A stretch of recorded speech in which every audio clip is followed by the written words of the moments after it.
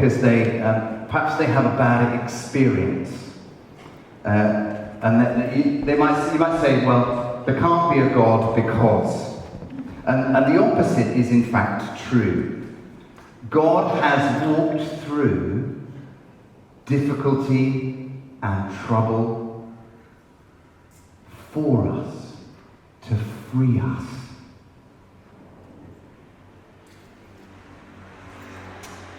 Who delivered Jesus to his enemies? Well, I want to deal with that.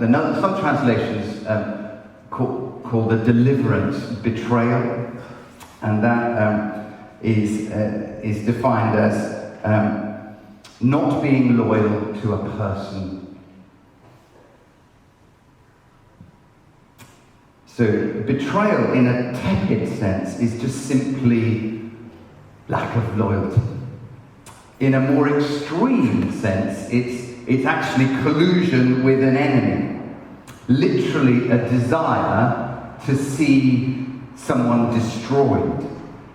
And it says in verse 45 that what he was telling them, it says in one translation, that it was hidden from their eyes. You see, they are on the other side of the cross from us.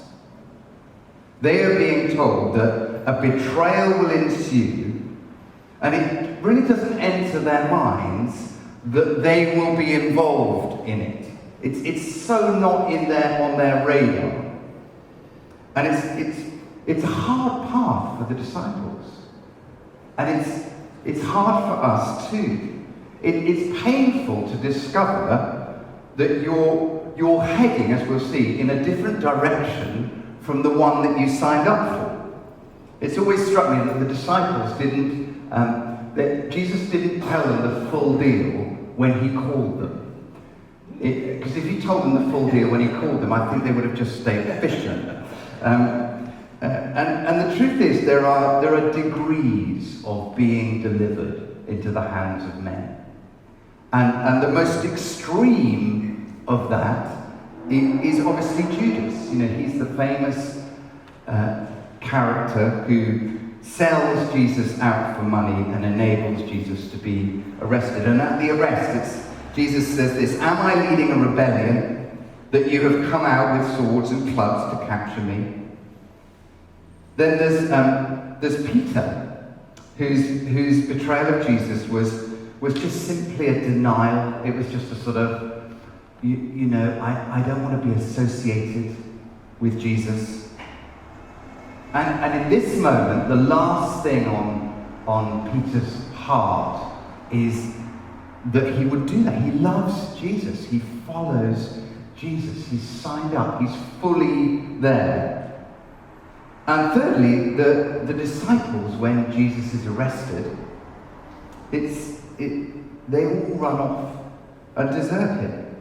The Message translation says of Jesus' arrest in Mark's Gospel, all the disciples cut and ran.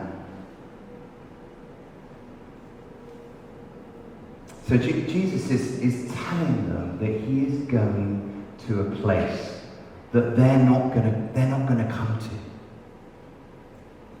And in the Bible story, we're not the hero. I don't know whether you've realized this. We are not Jesus. We are in need of saving, redeeming, healing, forgiving, reconciling, shepherding, comforting, and seeking. We are the cowardly and the impatient, the silent and the disobedient.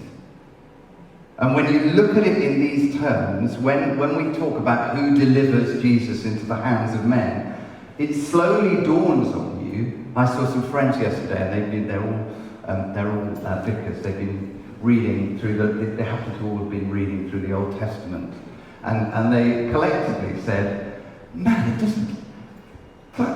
it doesn't work out well in the Old Testament. The people of God are always getting into a pickle." And the question is, who's the betrayer? The answer is, I am. And that's a bit of a shock. We are. We all make a contribution. but we also experience being let down. And those of you who've been through a painful divorce, or you've been through an untimely death, or something's just hit your life, as I know has hit many in our church family, as it hit your life, that emotion can feel like you've just been let down. You just think, where are you, Lord? This isn't fair.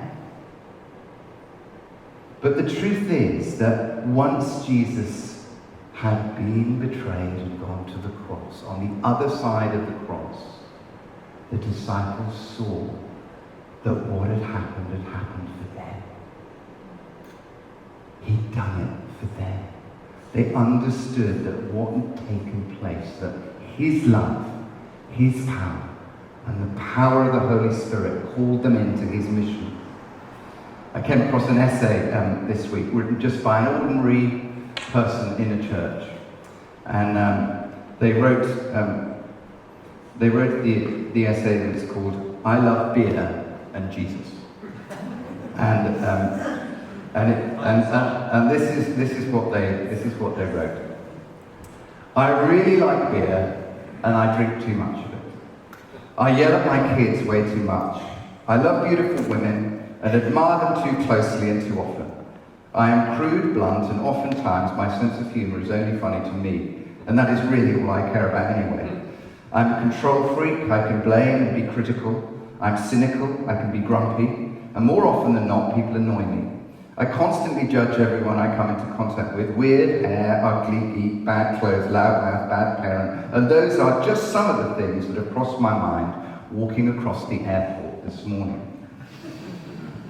And I love the brutal honesty of the man who wrote that. He's putting voice to the way many of us think, and we are in truth a bundle of contradictions. That's what we are. All of us are. And Jesus was willing to undergo being delivered into the hands of men to get him to the cross, to die the death for our bundle of sin-soaked contradictions. It's absolutely amazing. George Watkinson, Reverend George, came last week, and he shared a word that someone in his church had about the not only the state of his church, but just a sense of a prophetic word across the life of the church. And the word was that the church is a phoenix rising from the ashes. And George spoke of his own congregation. Before the pandemic, the whole building was full. He looks after one particular congregation, and he said his congregation is perhaps 20% of the people who were there before he went into the pandemic. And all across the land, churches are just coming back together. The people of God are coming back together. But they've not yet gathered in the numbers that they were gathering before. And there's all sorts of reasons for that. One is, as you will remember, the doors were literally physically shut. If you're a Catholic church, every church in land just literally physically shut the doors, and we, as you know, we went online, we did online services, but that was a long, and everyone thought that was going to be 3 weeks or something, and it turned out to be a lot longer. I saw someone this week who's again a member of just a local church community, and they bumped into someone who used to come to church, and this person had actually sort of helped them.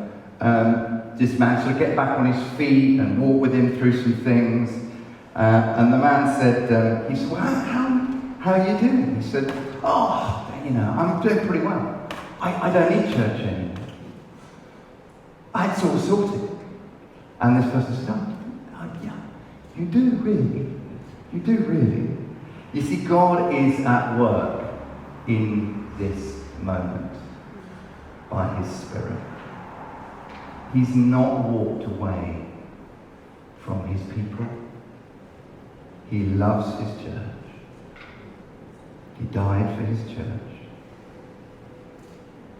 And also, if your circumstance, you think, well, Lord, as you come out individually into a new season of your life, and you're going, he's with you. He loves you. A few years ago, I walked through the comedy which was called Rev. And Rev was a series about a vicar who was called Adam, and he's a vicar of a church in, I think it was based somewhere in North London. And he is a hilarious character, dealing with all sorts of different struggles and difficulties, and I laughed my way through it. It was a great series. And I just want to show you a lovely and moving clip of just a moment that I just think speaks to the moment of life that is about to birth in our land and in God's people. But it's Adam, and you can watch him. I love this story, which Nicky Lee, he wrote a book on parenting. He writes this about a little journey he had with his children. He said, one Friday evening, we were driving out of London in rush hour, and our 4 children, aged between 4 and 11. It had been a hectic day, and I was opening my mail at the red traffic lights. One envelope marked private and confidential, and Benji, looking over my shoulder, asked me what confidential meant. I tried to think of a way to explain that he would understand. The best I could manage was only for you. Half an hour later, we stopped for a McDonald's meal to eat in the car. Scylla was taking orders from the children and asked Josh, our 4-year-old, what he would like, and he replied emphatically, a Big Mac and confidential chips, please. With 3 siblings and a frequent need to share, the new word was a useful addition to his vocabulary. I love that story, not only because it just shows the warmth and simplicity of children's hearts, but it's also a reminder that we are never and only for you as church. We're never only for you. There's no comparison in the kingdom. We're all on a level at the cross. And the idea of welcoming and receiving children has, again, in its context, it has hospitality as its context. Culturally, you only, if you were in Jewish culture, you only ever had people of the same social status to come and eat with you, or better. If you could get someone who was a bit higher up the tree, you'd have them, but that was the way the whole of society worked. And you never entertained people from a lower social status. That's why Jesus caused such a kerfuffle with who he went to eat with. And he's saying, when we receive him, we are to receive his children. So we don't relate to each other out of strength and power. We relate to each other out of weakness and lowliness. And when that happens, there is enormous power.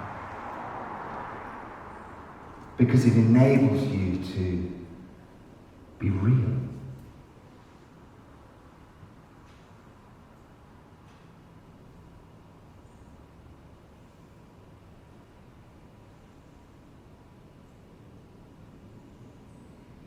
I want to just end with what Paul said to Corinth, and then we'll watch the little clip to end with. And Paul said this, Christ said to me, my grace is sufficient for you. For my power is made perfect in weakness. Therefore I will boast all the more gladly in my weaknesses, insults, hardships, persecutions, and calamities. For when I am weak, then I'm strong.